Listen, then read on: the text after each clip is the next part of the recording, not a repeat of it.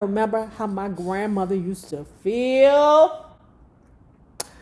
Baby, swooning round there, insert some quarter, cleaning that kitchen, listening to her man, girl, because that was her man. I'm like, Grandma, that's your man? I didn't know you had a man. Oh, my life, I'll be waiting for you.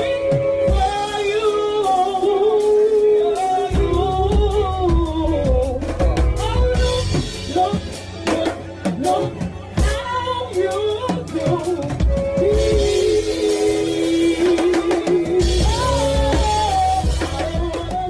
Well, hello there, love bugs. Look, I'm getting ready to go to bed, okay? I gotta work in the morning. But I decided to do some reading before I closed my eyes tonight, okay? Always thinking about you. Well, hello there, love bugs. Hello there, bellas. If you have not already done so, please remember to like, share, subscribe, and tip your favorite narrator via Cash App at $NayRob on YouTube. And if you are not already a part of this book club, please hit the Patreon link below and or the join button here on the YouTube. And for a monthly fee of $5, you can, yes, you'll be privy to all the shenanigans before the YouTube gets it, if the YouTube gets it. Now, let's continue reading Brother Ray. This was a time in my life when my musical horizons were expanding. Of course, I already knew church music. I had been singing it all my life. On records, I heard gospel singers like Wings Over Jordan and the Golden Gate Quartet. In school, I sang in the choir. They even gave me a little uniform, and some of us kids put together our own informal singing group doing the same kind of rhythmic gospel music. I was the youngest boy in the group. When it came to music, seemed like I was always with people much, much older than me, whether singers or instrumentalists.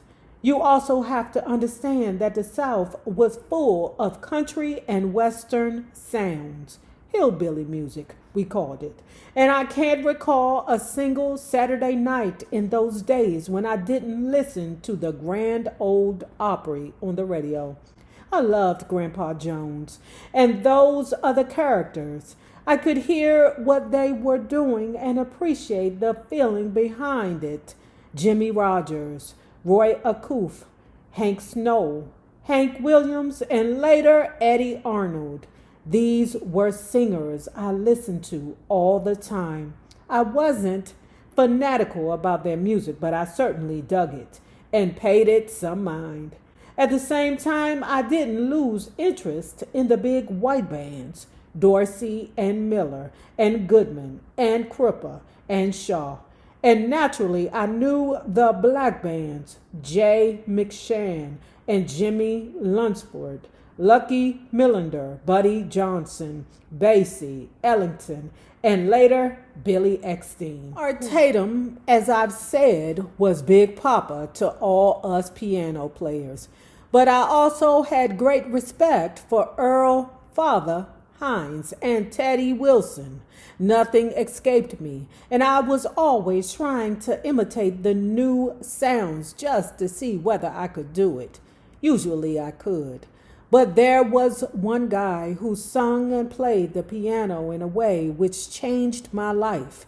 He influenced me above all others. This dude did it all for me, and I couldn't hear him enough. In fact, I followed him for nearly a decade.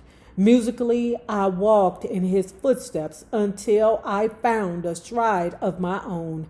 I stole many of his licks, and I got his vocal style down to a T. He was my idol. Talking about Nat Cole. Folks forget that Nat Cole started out as a piano player, a jazz piano player. Sure, he played pretty tunes and pop melodies, but if he wanted to, he could turn out the blackest blues you'd care to hear. When Bob came along later in the 40s, he could do that too. Yeah, Nat Cole could play the piano, pure and simple, and I knew it. I also loved the way he sang, the way he phrased, the way his voice was deep and romantic and sexy. He caressed a ballad, got under it, and stroked it for all it was worth. Y'all, I don't know what it is about that Nat King Cole, baby, but it's like if you was an artist or a musician or a singer, whatever it is, and whatever it is, people aspired to be a version of Nat King Cole. I'm like, I can't be me. No, don't be you. Don't be you. Be Nat King Cole. And I remember how my grandmother used to feel. Baby, swooning round there, insert some quarter, cleaning that kitchen, listening to her man, girl, because that was her man. I'm like, Grandma, that's your man? I didn't know you had a man. So okay. I'm not the greatest Nat King Cole fan, but of course, Natalie Cole is one of my all-time performers. You're my morning star, shining brightly beside me. And if we keep this love, it will last through all eternity. I know that ain't Nat King Cole, nigga, but it's his daughter. I think I want to put her book on the list this year. He caressed a ballad, got under it, and stroked it for all it was worth. No one accompanied himself quite like Nat Cole. That was another thing. You might think playing the accompaniment is easy, but I'm here to tell you it ain't. No, sir. Those little fills he ad-libbed behind himself were gems. Always tasty, always clean, always inventive as hell. I was also aware of Nat Cole's popularity in the 40s. The fact that everyone loved him and that he was making big money playing this kind of music. So that was my first program to become a junior Nat King Cole. Many of those early tunes, All For You or Straighten Up and Fly Right, soon became part of my repertoire. His style wasn't my style. That would come later. But it was one that put together so much of what I loved.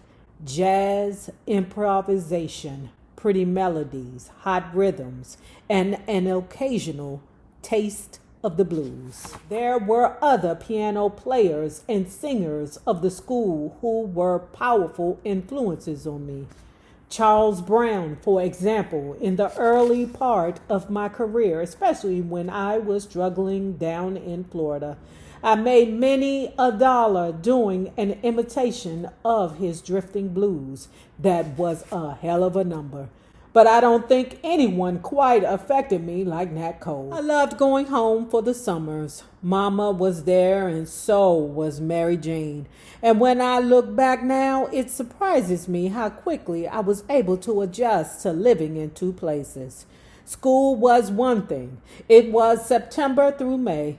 I liked it fine. I was doing okay, and aside from light mischief, I stayed out of trouble.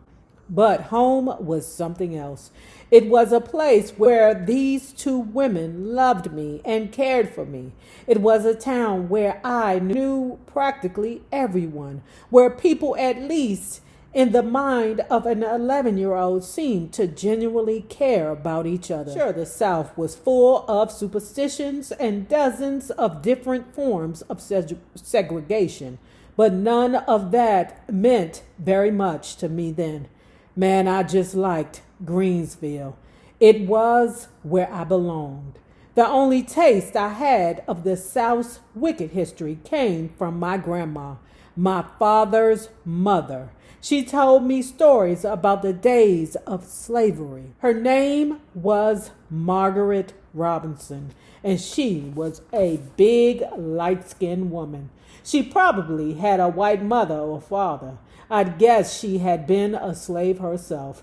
We called her Ma, who lived till she was 90, liked to tell me stories about how it was way back then. She told me what white folk did to black folk, and I must admit, to me, it was like a wild adventure, like a comic book or a radio program. Wow, I think to myself, imagine that. Oh man, that's amazing.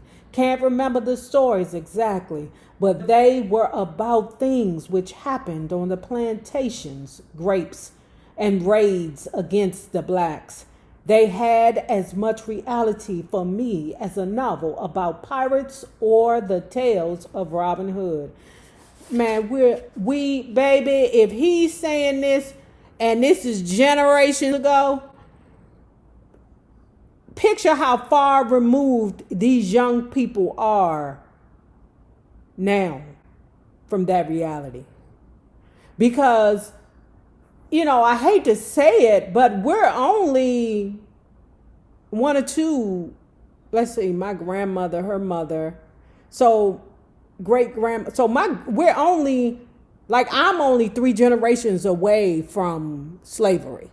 Okay. So to think that is unimaginable for him, then imagine how these young people are now. They probably don't even believe that it happened. And they not going to believe it because they don't teach the shit no more. Maybe if they started teaching it, people would have more pride in themselves. In addition to Mr. Pitt and Miss Georgia, another couple was particularly fond of me. Didn't I tell you this mother got a lot of people that love him? I always read the comments. I don't always respond, but some of you people tell me that addiction comes from trauma, and okay, yes. And it also comes from just people just being lost. Okay.